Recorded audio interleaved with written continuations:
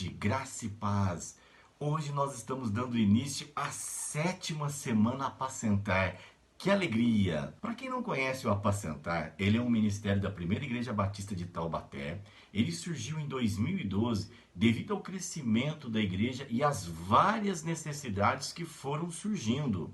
O Ministério Apacentar, ele tem o compromisso de ajudar os irmãos em suas dificuldades, de orientá-los a ter uma atitude que honre a Deus, de abençoá-los através da oração mútua e da visitação. Sabemos que não tem sido fácil lidar com o momento atual. Assim, o Ministério Apacentar, ele escolheu o tema Vencendo o Medo. São 5 dias com mensagens poderosas que vão transformar a sua vida. Hoje o nosso amigo, o pastor Marcos Davi, falará sobre o medo de não superar o passado. Amanhã teremos o pastor Fernando, na quarta-feira temos o pastor Adilson, na quinta-feira o pastor Manu e na sexta-feira, para fazer o fechamento da semana Apacentar, o nosso queridíssimo pastor Luciano estará finalizando a 7ª semana Apacentar. Agora é contigo, pastor Marcos Davi. Estamos todos aqui esperando essa maravilhosa palestra. Que Deus abençoe a todos que estão nesse momento conectados, assistindo a Semana Apacentar. Valeu! Graça e paz. Que prazer poder ministrar o seu coração e falar de um tema que é um grande desafio. Nos remeter ao passado é sempre uma jornada carregada de sentimentos com os quais nós temos que lidar. É sempre muito preferível, por nos trazer dor, mantê-lo sempre guardado, mas a verdade é que Deus deseja também ser Senhor do nosso passado. E essa é uma perspectiva para a qual eu quero conduzir você nesse estudo, dentro desse projeto tão maravilhoso que é o Apacentar. Estou abrindo o Apacentar para dizer para você que os teus medos, os meus medos, eles são resolvidos, eles são vencidos na experiência da relação que a gente constrói com o Senhor do Universo, com o Senhor da história, com aquele cujo amor perfeito, segundo o Evangelho, segundo a carta de João, lança fora todo medo. Então é muito importante que, não só hoje, mas durante todas as ministrações que você receberá a respeito da vitória que se pode ter sobre o medo, que você deixe o seu coração completamente livre para Cristo, por seu Espírito ministrar. E Ele fará isso. Ele trará à nossa memória aquilo que nos pode dar esperança. Talvez seja uma semana em que o Senhor intervenha na tua vida, na tua história e a mude por completo. E essa é a nossa oração, e eu espero que Deus derrame sobre sua vida, sua família, seu casamento, sua história, a sua preciosa e maravilhosa graça. Eu queria então iniciar orando com você e pedindo a bênção de Deus para tudo que nós vamos analisar e conversar aqui. Senhor, muito obrigado. Obrigado, Deus, por esse projeto que é a Semana Apacentar. Obrigado porque o Senhor é o nosso sumo pastor, aquele que nos guia às águas tranquilas, aos pastos verdejantes, aquele que está conosco quando temos que atravessar o vale da sombra da morte, aquele que prepara diante da gente uma mesa. Ó Senhor, nos abençoe nessa semana. E obrigado, Deus, por cada vida que se conectará para ouvir a Tua Palavra hoje e também no futuro.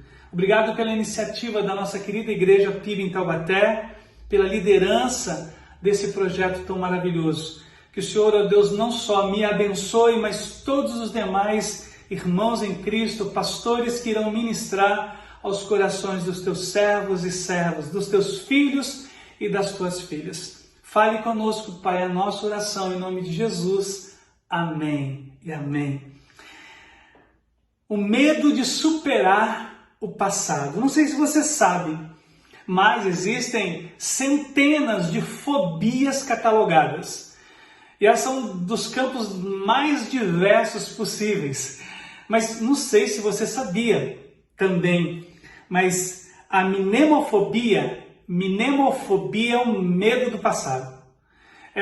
Essa fobia, ela se manifesta, segundo a psicologia, quando pessoas precisam revisitar o seu passado. Quando eles têm que rever cenas, quando uma pessoa tem que voltar atrás para que possa então prosseguir de onde parou, porque muitas vezes o passado ele nos petrifica, ele nos impede de prosseguirmos com a mesma beleza em relação à vida que deveríamos ter. E talvez mnemofóbicos, talvez hoje nós vamos entrar com muito respeito e pisar com muita cautela em áreas da sua vida que lhe são muito particulares. É como se a gente fizesse agora uma descida ao porão da nossa alma e pudéssemos com Deus avaliar aquilo que poderíamos, por sua graça, modificarmos. Então eu acredito que algumas coisas sobrenaturais poderão ocorrer, não só nesta palestra, não só nesse encontro, mas nos demais também. É o desejo do nosso coração. Se a mnemofobia é o medo, a fobia de se lembrar do passado, de revisitar os tempos antigos, nós aprendemos com Deus, que é o Senhor da história, que faz novas todas as coisas. Nós aprendemos com Ele que todas as vezes que eu for ao passado, deveria ir na companhia dEle, tanto quanto ir ao futuro, deveríamos ir na companhia dEle, amparados e dependentes dEle. Esse é um exercício, à primeira vista, muito complexo, mas pela fé, já que fé é antever algo que a gente não consegue perceber agora, tocar algo que a gente não pode tocar agora. Então é muito provável que a viagem no tempo, pela graça, nos seja possível com a ajuda de Deus. Esse Deus que é dono do passado, presente e futuro. Existe, não sei se você já estudou, mas existe o Cronos e o Kairos. O Cronos é o tempo da gente, é o tempo que corre, é o tempo do relógio, é o tempo do envelhecimento, das estações. E tem o Kairos, que é o tempo de Deus. Então o Kairos, que é o lugar onde Deus habita e que não tem relógios, não tem calendários, é o tempo em que Ele faz as coisas ocorrerem. E às vezes o Kairos é realizado no Cronos. Dentro do Cronos, esse tempo louco que a gente vive, de erros e acertos, de quedas, de falhas, mas de vitórias, o Senhor resolve intervir e estabelecer uma oportunidade para cada um de nós de superarmos os nossos medos, as nossas angústias. Quem de nós, você deve ter assistido já a trilogia De Volta para o Futuro, eu gosto muito. Quem de nós não gostaria de possuir uma máquina do tempo? Calcularmos ali exatamente as datas de erros que nós cometemos e voltarmos atrás e podermos corrigi-los. Tenho certeza que se Pedro pudesse ter acesso a essa máquina do tempo, ele voltaria naquele episódio durante a prisão de Jesus e, ao invés de negá-lo por 3 vezes, Pedro assumiria um comprometimento com o Mestre e declararia que ele o amava.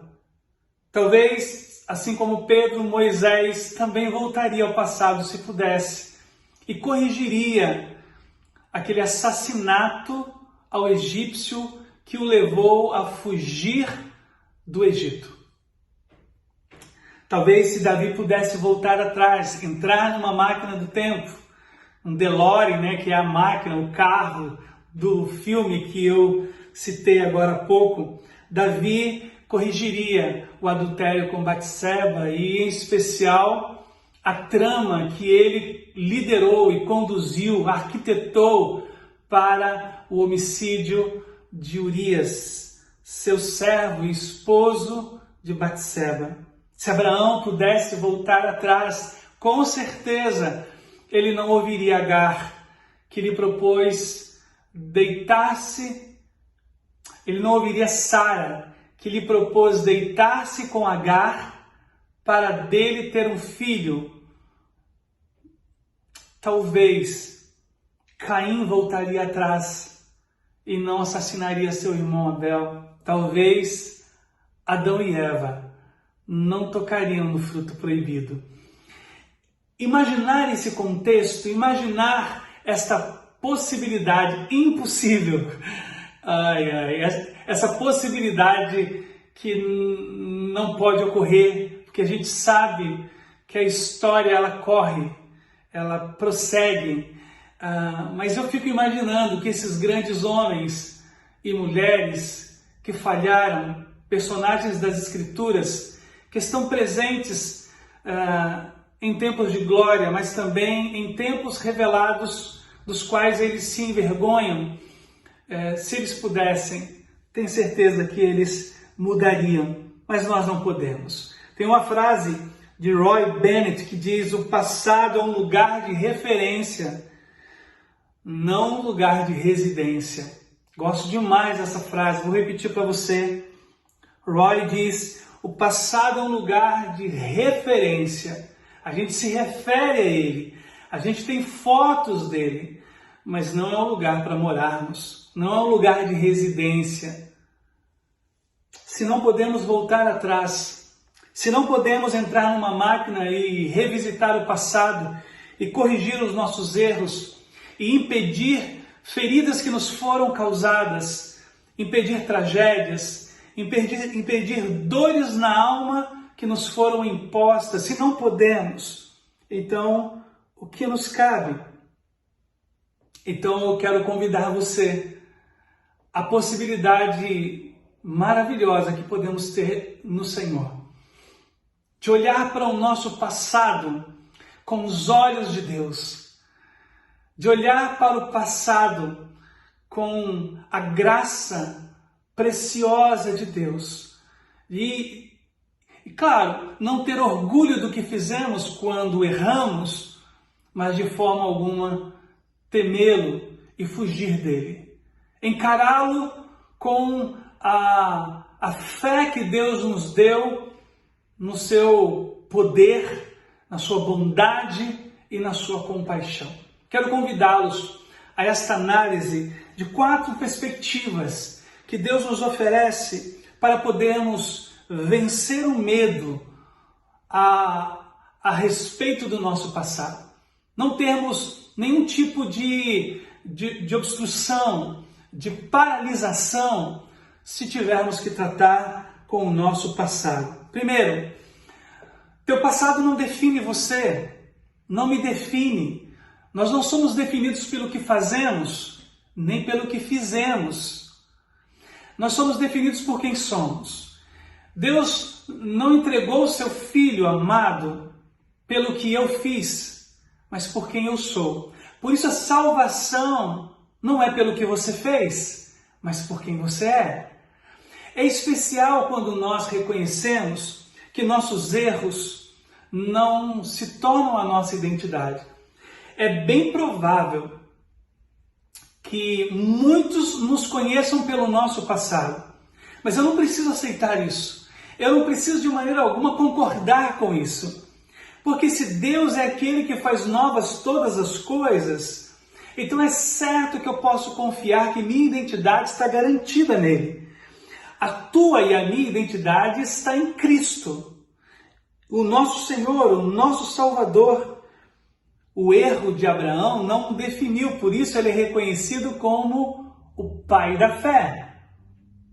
o erro de Davi não o definiu. Por isso nós nos lembramos dele como homem segundo o coração de Deus. Acredito que quando eu não atrelo a minha identidade ao que eu faço, mas a quem eu sou filho de Deus, sou nascido de novo, sou herdeiro dos céus, sou propriedade exclusiva de Deus, sou a noiva do Cordeiro. Quando eu admito a minha identidade por quem eu sou em Cristo, muda tudo. Eu consigo enfrentar o que fiz, porque o que fiz não me define. O que me define é quem eu sou. O primeiro passo para a gente superar o medo do enfrentamento do nosso passado é ter uma clareza a respeito de quem somos. Você não é fruto do teu passado. O que teus pais te fizeram, as dores que amigos pelo bullying te causaram, a traição sofrida, isso não pode te definir. Porque você antecede a todas as coisas que alguém lhe fez. Imagine que em Salmo 139, durante todo o Salmo, Davi vai exatamente produzir um documento, um inventário a respeito de quem ele é em Deus. Então ele começa dizendo, em Salmo 139, ele diz: tu me cercas por trás e por diante. E a definição que Davi dá nesse salmo, nos versículos iniciais, é de que ele é amparado, ele é protegido por Deus. Antes que ele chegue a palavra, Deus já sabe e a conhece. Antes que ele se levante, Deus já sabe de toda a sua agenda. Essa perspectiva de um Deus que nos conhece, que nos sonda, que nos ama. Se fizermos a nossa casa, disse Davi, no mais profundo do abismo, tu estás lá também. Esse Deus presente, não um Deus que resolve de vez em quando nos visitar. E Davi vai dizer, antes mesmo de ser alguém ainda do tamanho de um embrião, um pequeno grão de arroz, talvez metade de um grão de arroz, no ventre materno, ali o Senhor me amou. Nossa identidade está nessa perspectiva de sermos amados por Deus por quem somos, não pelo que fizemos. O que você fez ou o que te fizeram não te define. Segundo lugar, nos relacionamos com um ser que é alfa e ômega. Ele se declara assim no livro de Apocalipse. Jesus, se relacionando com João, preso na ilha de Patmos, ele diz, eu sou o alfa, eu sou o ômega. E João entendeu porque Jesus estava se declarando como a primeira letra do alfabeto e a última. João, eu sou o princípio de todas as coisas e eu sou o fim de todas as coisas. Agora olha que impressionante. O Senhor é o início e o fim, porque exatamente tudo que ocorre no meio tem a ver com Ele. Ele sabe, Ele conhece. Quando eu olho para essa declaração de Jesus, é como se Ele dissesse, eu sou o Senhor do passado, do presente e do futuro. Eu sei tudo a seu respeito, sei coisas que você fez hoje ou vai fazer amanhã.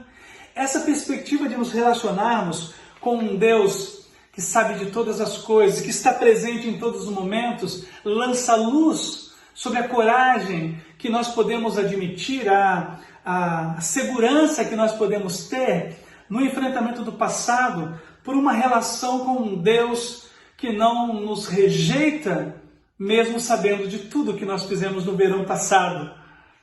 Ele diz em 2 Coríntios 5,17, pela boca do apóstolo Paulo, se alguém está em mim, lembra da identidade?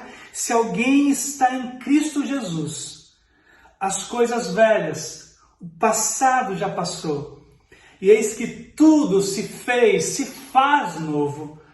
Essa perspectiva é muito importante de minha identidade estando em Cristo, saber que minha relação com Ele pressupõe que nada passa batido, que nada está oculto ao Senhor, e ainda assim Ele me ama, e ainda assim Ele me quer, e ainda assim Ele conta comigo em seu reino. Pense nisso agora por um instante.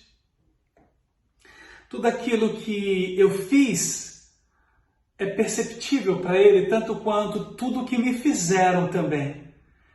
E se Ele sabe de todas as coisas, e a Bíblia diz que Ele está fazendo uma boa obra em mim, é porque estas coisas podem ser usadas, convergidas para o meu próprio bem, como o apóstolo Paulo diz em Romanos 8, 28. O Senhor é capaz de pegar o nosso passado e, como um aço, envergá-lo, convergi-lo, para que isso, de alguma forma, nos abençoe. Então, eu não preciso ter medo do meu passado, porque o Senhor, conhecendo o meu passado, usará isso a meu favor. Nas minhas quedas me tornará ainda mais forte, nas minhas falhas me tornará mais perseverante. Nas dores que me causaram, o apóstolo Paulo escreve isso, o Senhor me tornará consolador para aqueles que de igual modo tiverem que enfrentar tais circunstâncias. Na cura das minhas feridas, o Senhor me tornará um instrumento de cura na vida dos outros. Ele faz novas todas as coisas. Terceiro lugar, mude o teu presente e o teu passado também será mudado. Olha que interessante. O que é o passado, senão o acúmulo do presente? Então, essas coisas que você está ouvindo aqui agora, daqui a pouco já são passado. Eu estou aqui pregando, ministrando, mas essa gravação ela é anterior a esse momento que você está assistindo, porque já é passado, não é simultâneo.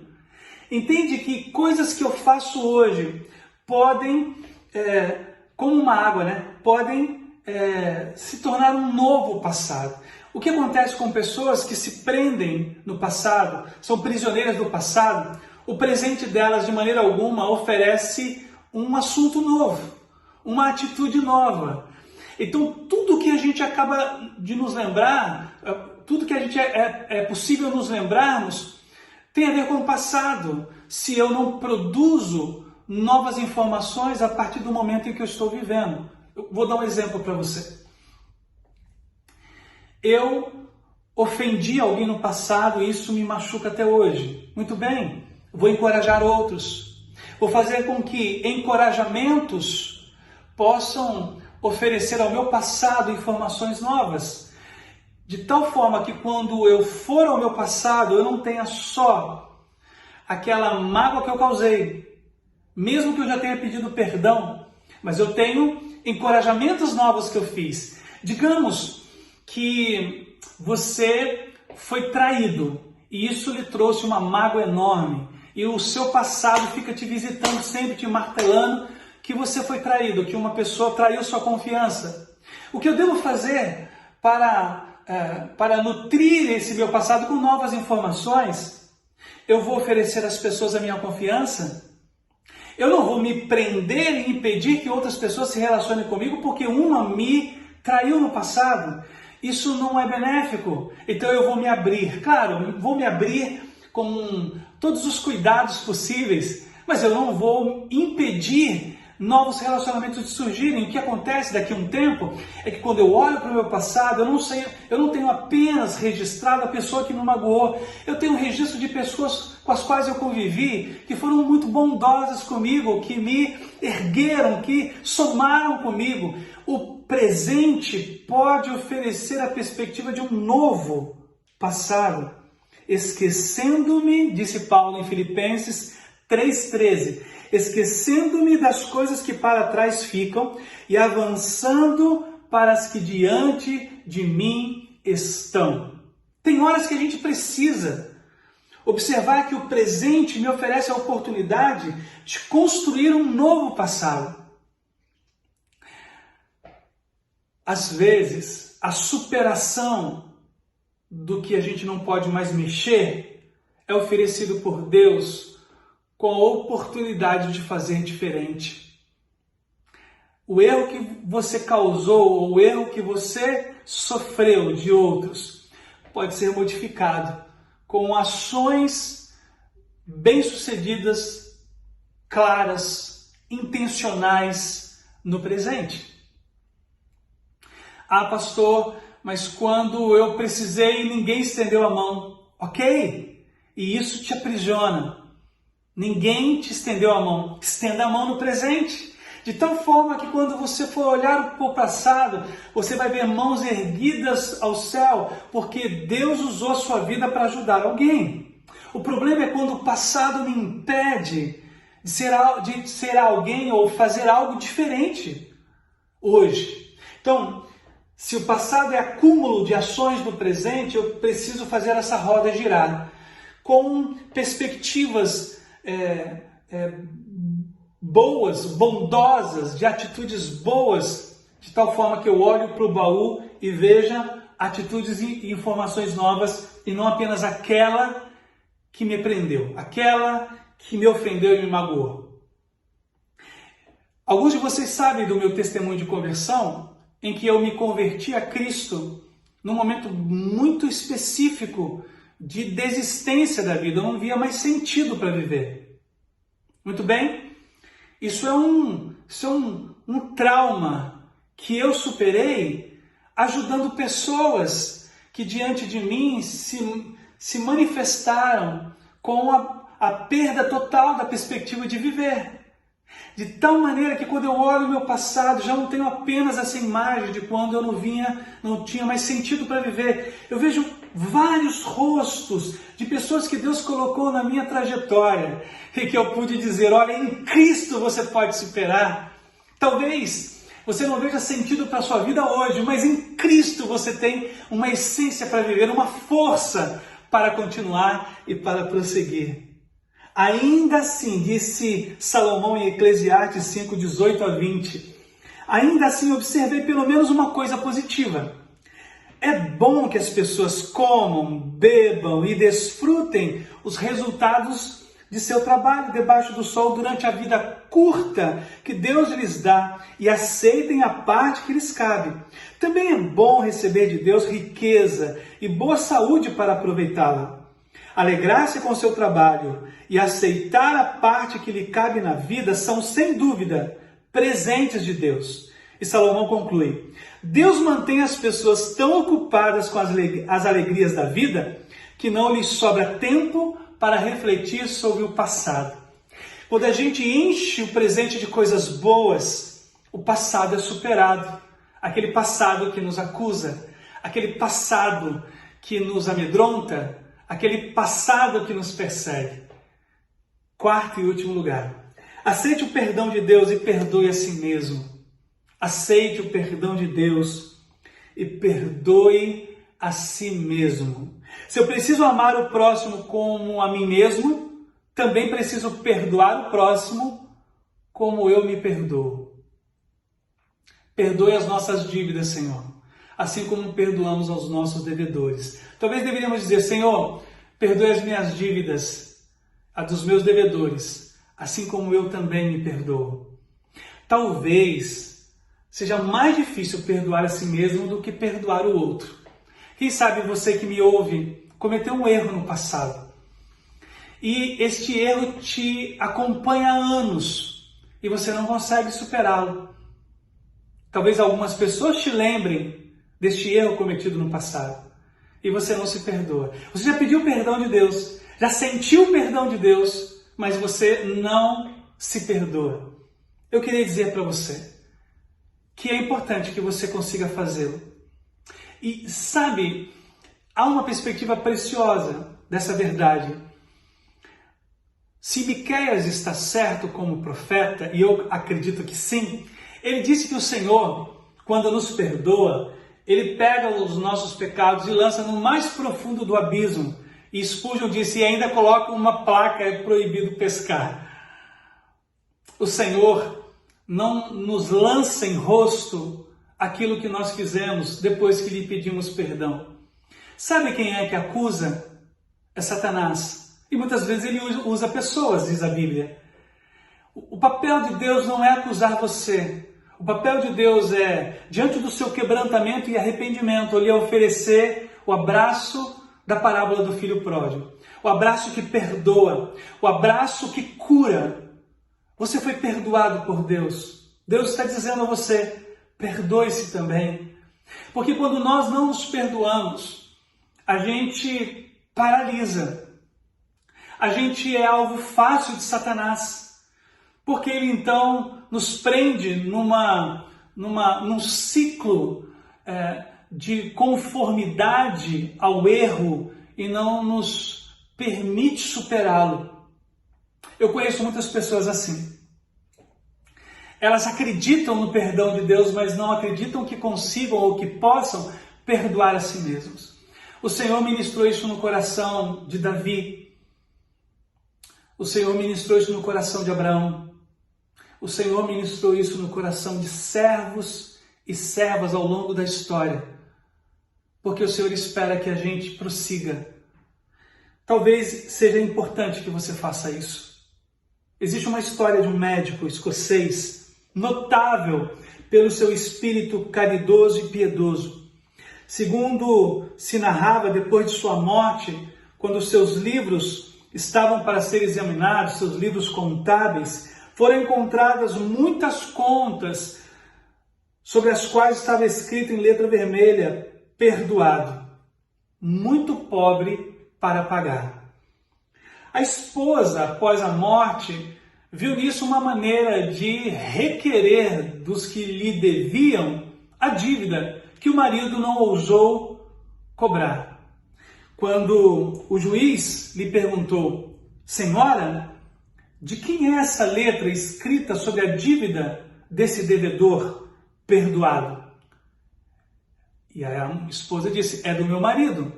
Então, não há tribunal na terra que possa obrigar os perdoados a lhe pagar, pois o seu marido escreveu perdoado.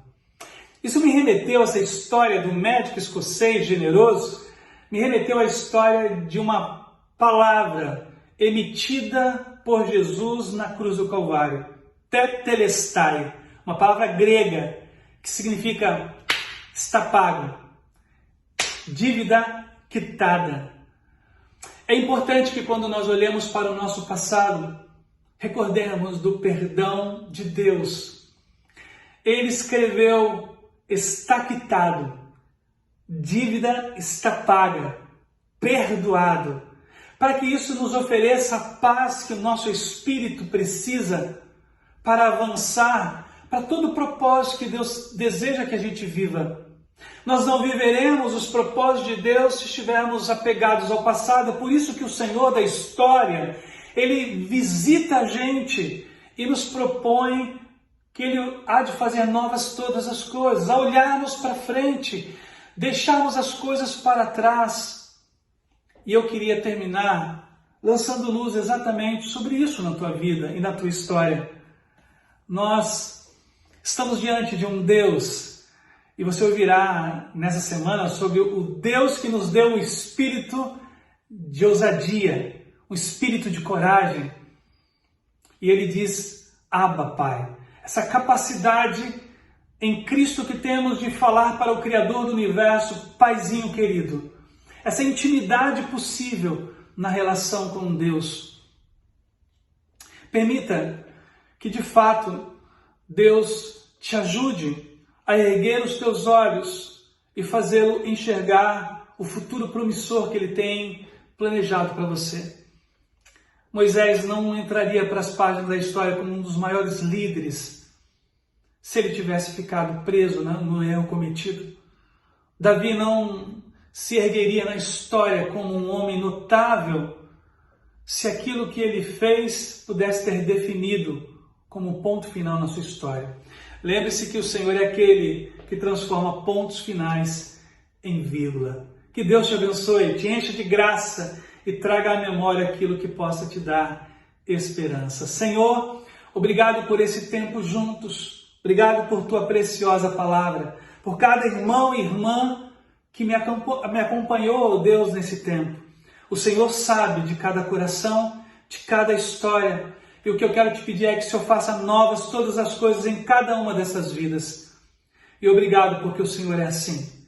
Nos faz olhar para o alto, nos faz olhar para a frente. E nós confiamos em Ti. Que Teu perdão, Tua graça, Tua força, Tua coragem se estabeleça sobre nós, para a Tua glória. Que Teu amor, a graça de Teu Filho, o poder do Teu Espírito seja sobre nós Em nome de Jesus, amém. Deus te abençoe. Prazer estar com vocês. Deus abençoe essa semana apacentar.